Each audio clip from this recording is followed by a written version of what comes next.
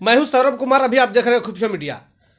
अभी कोरोना का काल चल रहा है और ऐसा अवस्था में बच्चों पर एक तरह से शिक्षा का लेके एक पहाड़ टूट सा गया है।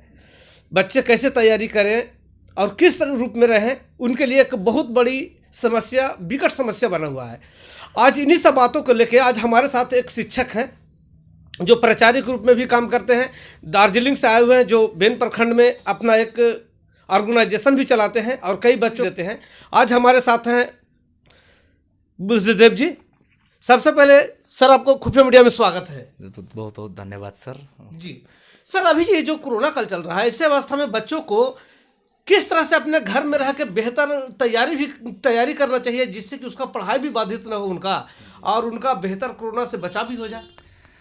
सबसे पहले तो आप खुफिया मीडिया को मैं धन्यवाद देना चाहता हूं कि जो आज हमको यहाँ पे कुछ बोलने का मौका मिला।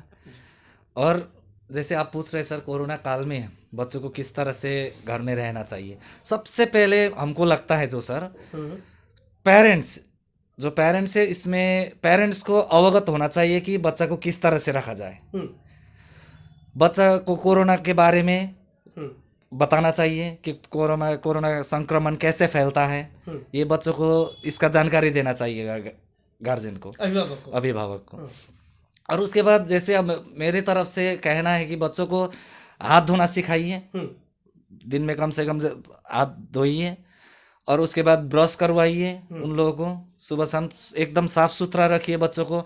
आज हम देखते हैं सर, जैसे हम लोग रोड पर भी निकलते हैं, चाहे आज हम कहीं पे गांव में भी चले जाते हैं, लेकिन बच्चा को जिस तरह से अब इस समय में रहना चाहिए वो आज हम लोग नहीं देखते हैं। और इसमें किसका कमी है यहाँ पे?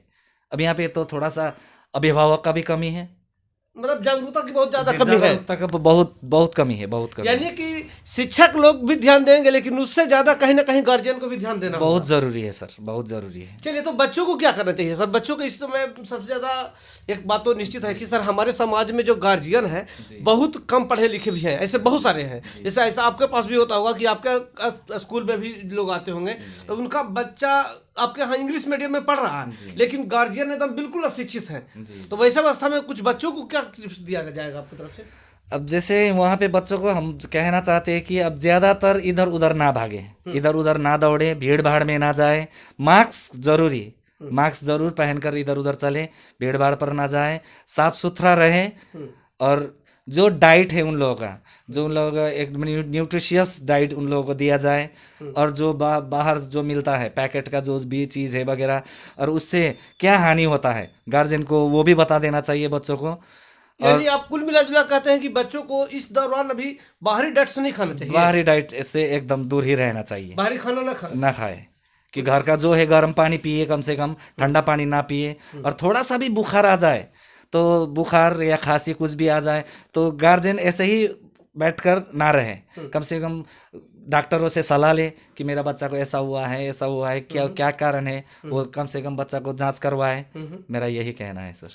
चलिए, तो अच्छा सर, इस दौरान तो आपने बच्चों को सुरक्षा को लेके आपने बता दिया और बच्चा कैसे सुरक्षित रहे, लेकिन इस दौरान पढ़ाई को लेके बच्चों का पढ़ाई को लेकर सर, ये तो देखिए, आज हम जैसे हम लोग जैसे कोरोना शुरू हुआ, सबसे पहले बंद करवा देते हैं स्कूल, जहाँ पे अब हम लोग एकदम सुरक्षित तरीका से बच्चों को सैनिटाइज करके सब क्लासरूम से लेकर हर एक चीज़ साफ़ सुथरा रहता है। आज बच्चा को हम लोग यूनिफॉर्म भी देखेंगे साफ़ सुथरा रहता है, लेकिन आज हम फिर बाहर देखेंगे वही बच्चा तो कितना गंदगी भरे हुए रहता है। और लेकिन पढ़ाई इसके कारण पढ़ाई भी बहुत पीछे जा रहा है। स्कूल बंद है, बच्चा कहाँ पढ़ पाएगा? आज सरकार तो बोल दिए है कि ऑनलाइन करवाइए, लेकिन सर हर एक गार्जियन के पास ये पॉसिबल नहीं है कि उन लोगों के पास एंड्रॉइड मोबाइल हो। सही बात है। 10,000 20,000 का मतलब किसान, बहुत सारे ऐसे किसान या मजदूर हैं जी हर महीना। ये सबसे पहले मोबाइल ही नहीं, मोबाइल खरीदने के बाद कम से कम 200-300 का महीना खर्च भी करना होगा। और उसके लिए बच्चों को भी मतलब पूरी तरह से प्रिपेयर करके ट्रेनिंग देना होगा, तब जाकर यूज करेगा।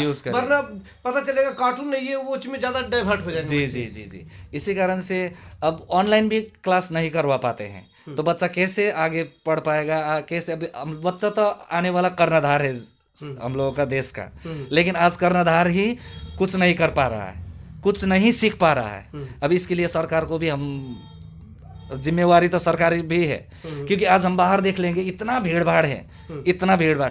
आज अब यही चुनाव का बात करेंगे सर, यूपी में चुनाव चल रहा है, डेली का डेली रैली चलता है उन लोगों का, लेकिन वहाँ पे कोरोना नहीं फैल रहा है। आज हम स्कूल की बात करेंगे तो जैसे स्कूल खुलने के बात आता है तो कोरोना फैलता है, स्कूल बंद कर दो। और इसमें सरकार को भी अब हम निवेदन करते हैं कि इस पर भी सोचा जाए, बच्चों के भविष्य के बारे में सोचा जाए। अच्छा, इसे कोरोना के दौरान अभी ये जो समय चल रहा है, ऐसे समय में बच्चों को किस समय ज़्यादा पढ़ाई करना चाहिए, सुबह या शाम? आपका क्या टिप्स है? अभी सुबह भी बच्चों को पढ़ाई करना ही चाहिए, शाम को भी पढ़ाई करना बहुत ज़रूरी है। अगर सुबह जो भी हम लोग थोड़ा सा जल्दी उठकर अगर हम लोग उसको याद करेंगे तो थोड़ा फ्रेश, उस समय फ्रेश रहते हैं बच्चा, तो उस समय याद भी बहुत जल्दी होता है।